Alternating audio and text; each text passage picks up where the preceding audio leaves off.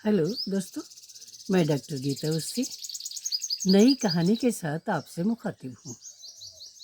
दोस्तों, ज़िंदगी में कभी कभी एक साथ हज़ारों दुख आ जाते हैं, लेकिन वो समय भी निकल जाता है और खुशियाँ इस कदर आती हैं कि हमें ऐसा लगता है इतनी खुशियाँ कहाँ सहेजूँ।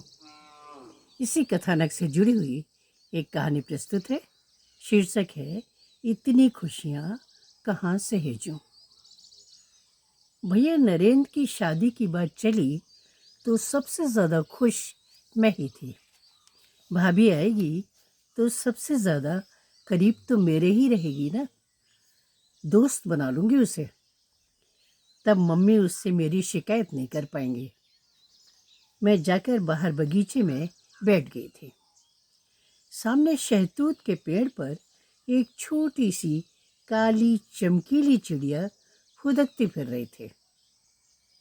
उसे देखना बहुत अच्छा लग रहा था। कितनी खुशनसीब है ये चिड़िया, काश मैं भी चिड़िया होती। मम्मी गाना गाती तो हैं, हम तो बाबुल तुमरे अंगना की चिड़िया। कहाँ होती है चिड़िया जैसी आज़ादी लड़कियों को। चिड़िया चाहे जहाँ उड़े, बैठे, दाना चुगे, फिर उड़ जाए। पूरा आसमान अपने परों से नाप लेती है। कोई बंधन नहीं, चाहे जिससे चोंच लड़ाए। कोई बंधन नहीं। एक वो है, सहेली के यहाँ भी जाना हो तो मम्मी से पूछो, फिर दादी से पूछो। कहाँ तक किससे किससे पूछें। पड़ोस का रवीश उससे बात करना चाहता है। अगर 2 मिनट खड़े होकर बात कर लें तो आफत आ जाती है। अभी क्या, लड़कियां तो बचपन से लेकर बुढ़ापे तक किसी से बात नहीं कर सकती। क्या पैमाना है समाज का, उसे आज तक समझ नहीं आया। हे भगवान, अगले जन्म मुझे चिड़िया बनाना। उड़ती फिरूंगी, बस थोड़े दिन की जिम्मेदारी, फिर बच्चों से भी कोई मतलब नहीं। कितने मज़े हैं चिड़िया के। मम्मी ने पुकारा था और उसकी विचारों की कड़ी टूट गई थी। मम्मी कह रही थी कि दादी को पास वाले मंदिर तक स्कूटी पर ले जाओ, भगवान के चरणों में निमंत्रण कार्ड अर्पित करना है। फिर पीछे से चिल्लाई थी, कंगना स्कूटी धीरे धीरे चलाइयो, उधर भीड़ बहुत रहती है। हाँ बाबा हाँ, मैंने कहा था। बीए पास कर चुकी हूँ, पर मम्मी छोटी सी बच्ची ही मानती हैं। निशा का घर पास में ही था। मैंने दादी से पूछा था, चलेंगी निशा के घर? अभी नहीं, फिर कभी। अभी तो घर में ढेरों काम पड़े हैं। बहू अकेली क्या क्या करेगी, दादी ने कहा था। हाँ चलिए, वो फिर कभी न जाने कब आएगा। एक वो बेचारी है, जब तब कहती रहती है कि दादी को लेकर आओ। मैंने मुंह बनाकर कहा था। दादी पोपले मुंह से मुस्कुराई थी। भैया और पापा को तो बाजार से कोई मतलब नहीं था, बस मुझे ही चक्कर लगाने पड़ते थे। कभी मम्मी को लेकर तो कभी अकेले। अभी वो छूट गया तो कल ये सामान बदलना है। सच कहूँ तो शॉपिंग से मैं थक गई थी। अब घर में मैं वो भैया, 2 ही तो बच्चे थे। मम्मी सीमित बजट में अपने सारे अरमान पूरे करना चाहती थी। इधर कुछ दिनों से पापा परेशान से दिख रहे थे। मम्मी ने पूछा था तो बोले थे, बड़े घराने से रिश्ता जोड़ रहे हैं, इतना कमज़ोर चढ़ावा, साड़ियाँ भी बस 7, वो भी बहुत भारी नहीं है, लोग क्या कहेंगे। थोड़ी देर बाद मम्मी ने कहा था कि अब मेरी उम्र कौन सी गहने पहनने की है, आधे इसको दिए देती हूँ, आधे कंगना के लिए रख दूंगी। हाँ वो तो ठीक है, पर तुम्हारे गहने भी कौन सा किलो 2 किलो के हैं, हवा में उड़ते रहते हैं, पापा ने थकी थकी आवाज़ में कहा था। मम्मी ने कहा था, अब जो है सो है, एक रास्ता सुझाया था। हाँ, पापा ने कहा था, वही करना पड़ेगा। तैयारियां जैसे तैसे पूरी हो गई थी। पापा ने कुछ दिन के लिए अपनी किराने की छोटी सी दुकान बंद कर दी थी। भैया को सिंचाई विभाग से 15 दिन की छुट्टी मिल गई थी। भैया इसी विभाग में क्लर्क थे, पर सरकारी नौकरी की बात कुछ अलग ही होती है, इसलिए शायद लड़की पक्ष का झुकाव इस तरफ हुआ था। 12 सज चुकी थी, घर की रस्में अदा की जा रही थी। भैया फूलों से सजी कार में बैठ गए थे। लड़की वालों का घर करीब 60 किलोमीटर था। बाकी सभी बाराती एक बस में बैठ गए थे। जनवासे में पहुंचकर सभी तैयार हुए थे और फिर शुरू हो गया था नई पीढ़ी का उछल कूद वाला डांस। लोग रुकने का नाम ही नहीं ले रहे थे। जैसे तैसे लड़की वालों का घर आया था, वैसे सजने संवरने से लेकर डांस तक में मैं सबसे आगे थी। ननद रानी जो थी। दूसरे दिन विदाई के बाद भाभी घर आ गई थी।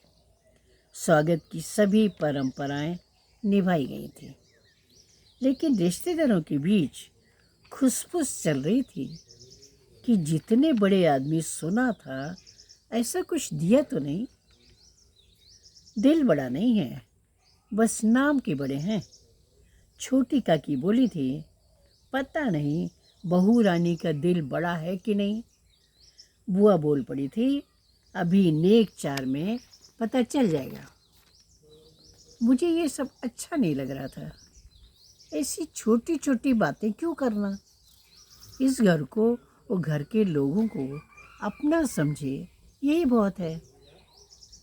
पैर छूते समय भाभी ने मम्मी व दादी के पैर भी रुपए से छुए थे, गिन्नी से नहीं। इस बात को भी गंभीरता से लिया गया था। मम्मी व दादी ने भाभी को मुंह दिखाई में जेवर दिया था। रिश्तेदार वापस चले गए थे, साथ ही प्रपंच भी। मम्मी व दादी ने भाभी को दिल से अपना लिया था और 1 सप्ताह बाद भाभी मायके चली गई थी। कुछ दिन बाद भाभी को पुनः विदा करवाया गया था और हमारी दोस्ती शुरू हो गई थी। मैं कॉलेज की सभी बातें भाभी को बताया करती थी। मैंने इस बीच इतिहास में एमए करना शुरू कर दिया था। भाभी ने राजनीति शास्त्र में एमए किया था। हम दोनों सुबह शाम मिलकर किचन निपटा लेते थे। मम्मी को काफ़ी राहत मिल जाती थी। मम्मी बाहर का और दादी का काम देख लेती थी। कुल मिलाकर सब कुछ अच्छा चल रहा था। मेरी ज़िंदगी में इन्हीं दिनों आनंद ने प्रवेश किया था। वो भी इतिहास का विद्यार्थी था और मेरे बगल की सीट में बैठता था। आनंद पढ़ने में अच्छा था, इसलिए हम आपस में डिस्कशन भी करते थे और किताबों का आदान प्रदान भी, जो हम लाइब्रेरी से इशू करवाते थे। पता ही नहीं चला कि कब हम एक दूसरे के करीब आ गए थे। हालांकि हमने एक दूसरे से कभी भी इजहार नहीं किया था, पर यह भी सच था कि बिना एक दूसरे से बात किए एक दिन भी कटना मुश्किल था। आनंद एक पुलिस अधिकारी का बेटा था, परंतु वैसी क्रूरता, कठोरता उसके स्वभाव में बिल्कुल भी नहीं थी। एक बार मैंने पढ़ने के लिए आनंद से इतिहास की एक किताब मांगी थी। उसने किताब दे दी थी। रात को अपने कमरे में बैठी किताब पलट रही थी कि भाभी अपर्णा आ गई थी। बोली थी, आइए थोड़ी देर गप्पे लगाते हैं, तुम्हारे भैया अभी ऑफिस से आए नहीं हैं। मैंने किताब रखने की कोशिश की थी तो भाभी ने कहा था, लाइए मैं रख देती हूँ। इसी दौरान किताब से एक स्लिप गिर गई थी। लिखा था, एक बेमिसाल दर्द यूं महसूस करता हूँ कि कुछ कह भी नहीं सकता और उससे बच नहीं सकता। भाभी ने झुककर जमीन से वो स्लिप उठा ली थी और पढ़ा था, फिर मेरी तरफ देखा था। मैंने कहा था, मैंने नहीं देखी थी, आप ही से सुन रही हूँ। भाभी ने कहा था, मैं यकीन करती हूँ, अगर आपको स्लिप के बारे में पता होता तो आप पहले ही निकाल कर रख चुकी होती। मेरे हाथ में थोड़े ही आने देती। मैंने भाभी से कहा था, ये सच है कि हम अच्छे दोस्त हैं, पर इसके अलावा कुछ भी नहीं। पहली बार मैं ये शेर पढ़ रही हूँ, मुझे नहीं मालूम कि ये उसका शायराना मिजाज है या मेरे लिए।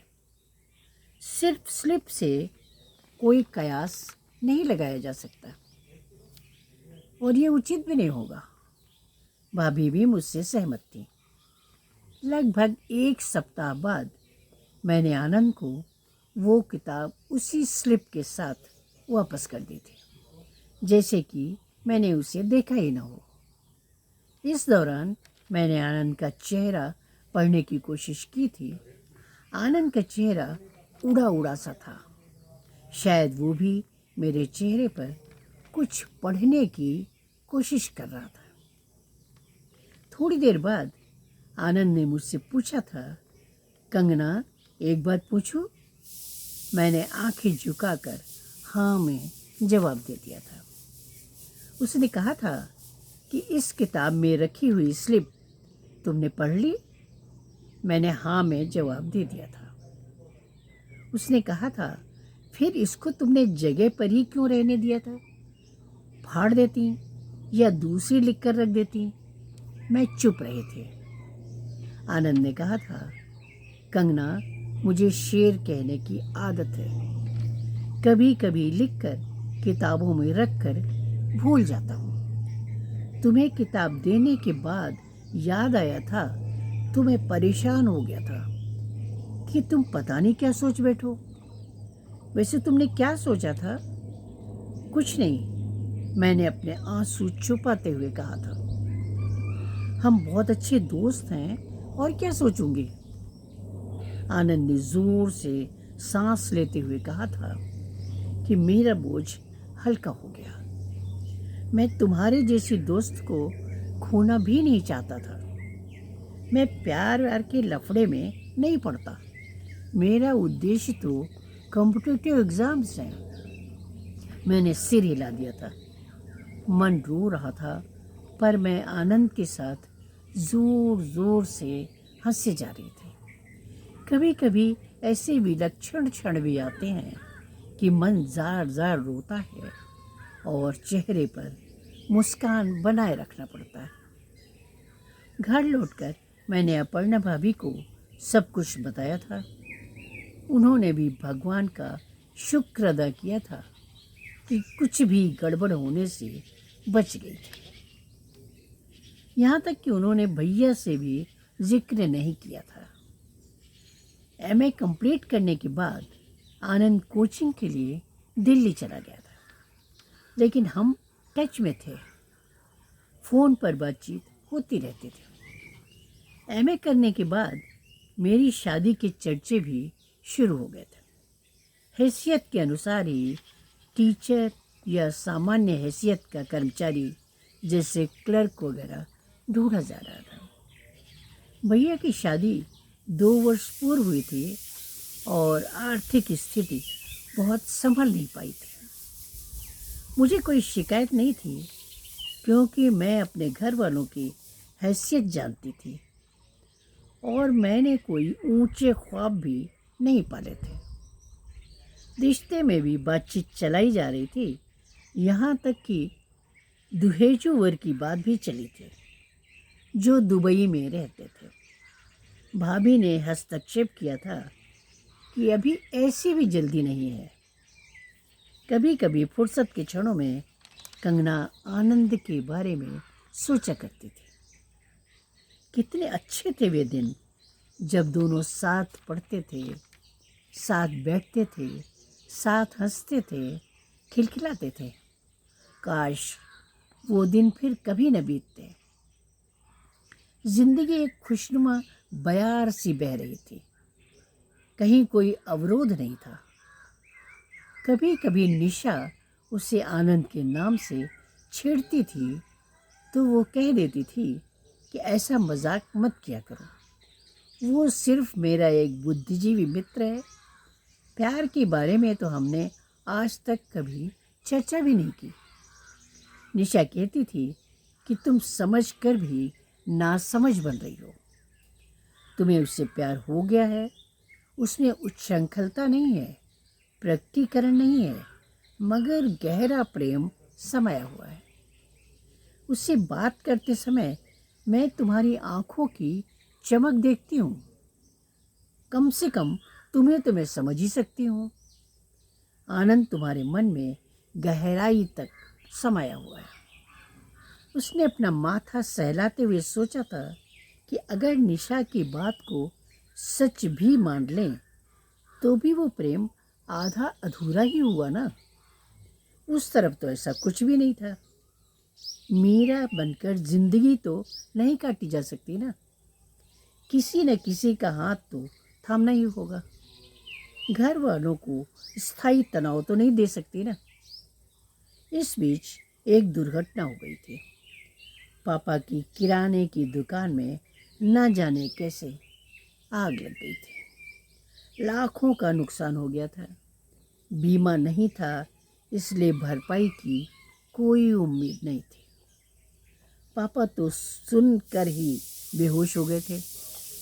उसके बाद से उनका बीपी लगातार बढ़ा चल रहा था। पूरा घर परेशान था। पापा को समझाया जा रहा था। भैया कह रहे थे कि आप चिंता ना करें, गृहस्थी हम सब मिलकर चला लेंगे। ऐसा ही किया गया था। भाभी ने आसपास के कुछ बच्चों के ट्यूशन्स ले लिए थे। मैंने पास के एक सरस्वती शिशु मंदिर में टीचरशिप ले ली थी। खाना मैं और भाभी मिलकर बना लेते थे। मम्मी को पापा की देखभाल के लिए फ्री छोड़ दिया था। दादी अपना पूजा पाठ करती रहती थी। मम्मी बीच बीच में दादी को भी देख लिया करती थी। सब कुछ लगभग रूटीन पर आता जा रहा था। एक शाम खाना खाते समय भैया ने एक प्रस्ताव रखा था। वो ये कि हम सभी अपनी अपनी आमदनी का 10% एक गुल्लक में इकट्ठा करते जाएं। भैया ने कहा था कि मैं कुछ अधिक कर दिया करूँगा। मम्मी जो खाना परोस रही थी बोल पड़ी थी कि मुझे क्यों अलग थलग कर रहे हो, मैं भी पापड़ अचार बनाकर कुछ न कुछ योगदान तो दे ही सकती हूँ। हमने शुरुआत की थी। महीने के अंत में हमने लगभग 50,000 रुपये जोड़ लिए थे। हम सभी इस बचत से प्रोत्साहित थे कि 3-4 महीने में एक छोटी सी दुकान तो डाल ही लेंगे। 5 महीने बाद हमारे पास इतने रुपए हो गए थे कि एक छोटी सी दुकान की शुरुआत की जा सकती थी। पापा अक्सर कहा करते थे कि धुंधली पुरानी तस्वीर में रंग भर कर उसे नया नहीं बनाया जा सकता। हम लोगों ने भैया से कहा था कि पापा जो अब ठीक हो रहे थे को सरप्राइज दें। पापा वाली दुकान अपनी स्वयं की ही थी। उसकी सफाई वगैरह करवा कर भैया ने उसमें धीरे धीरे सामान भरवा दिया था। बाहर पापा की दुकान का पुराना नाम लिखा हुआ बोर्ड लगा दिया गया था। सारी तैयारी के बाद 15 दिन बाद की तारीख उद्घाटन के लिए रखी गई थी। आज पापा की नई दुकान के उद्घाटन का दिन था। सुबह से हम सभी अत्यंत उत्साहित थे कि आज पापा को सरप्राइज देंगे और पापा कैसे रिएक्ट करेंगे। हम सब लगभग तैयार थे और पापा की नई ड्रेस लेकर उनके कमरे में गए थे। हमने उनसे वो नई ड्रेस पहनने को कहा था। उन्होंने कारण पूछा था तो हम सब ने कहा था कि एक खास कार्यक्रम है और हम सभी चलेंगे। पहले तो पापा ने मना किया था, पर जोर देने पर तैयार हो गए थे। टैक्सी मंगवाकर हम सभी वहाँ पहुँचे थे। टैक्सी रुकते ही पुराने दुकान के नौकर ने पापा के पाँव छुए थे। पापा ने पूछा था, तुम यहाँ कैसे कलुआ? उसने कहा था, अब आपके साथ साथ ही रहना है। पापा कुछ समझ नहीं पाए थे।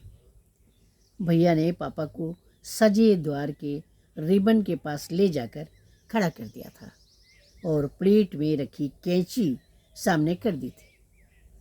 भैया ने पापा से कहा था, ये कृष्णा किराना स्टोर है, रिबन काट कर अंदर चलिए।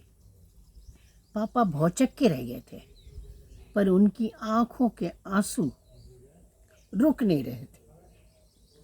बाद में उन्होंने मुझसे पूछा था, सच बता, नरेंद्र ने लोन लिया?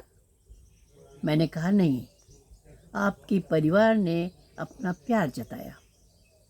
पापा फिर से फफक कर रो पड़े थे। फिर बोले थे, कंगना, कितने लोग इतने भाग्यशाली होते हैं। छोटा सा उद्घाटन कार्यक्रम था।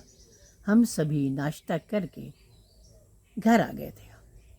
वो ड्राइंग रूम में बैठकर कार्यक्रम की बातें कर रहे थे।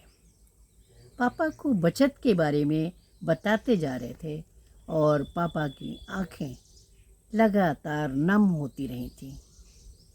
अचानक कलुआ ने आकर बताया था कि कोई डीएसपी साहब हमसे मिलना चाहते हैं। हम अचंभित थे कि हम जैसों के घर कौन अधिकारी आए होंगे। तभी दरवाजे से पुलिस की वर्दी में आनंद प्रवेश करता दिखा। मेरा मुंह आश्चर्य से फैला था और बाकी सबका अजनबियत से। आनंद ने खुद अपना परिचय दिया था। वो बताया था कि मैं कंगना के साथ पढ़ता था। मैंने आश्चर्य से पूछा था, यहाँ कैसे? तुम चुप रहो, आनंद ने कहा था। आज पापा जी बोलेंगे और मेरा उनसे निवेदन है कि सिर्फ हाँ और हाँ बोलें। मैं कंगना का हाथ आपसे मांगता हूँ, वो भी सिर्फ नारियल वो 1 रुपए के साथ। और हाँ, सिर्फ 5 बाराती आएंगे। पापा ने मुस्कुराकर हाँ कह दिया था। पापा के रोम रोम से खुशी फूटी पड़ रही थी। कंगना भाभी के गले से लिपट कर बोली थी, इतनी खुशी मैं कहाँ से भेजूं? नमस्कार।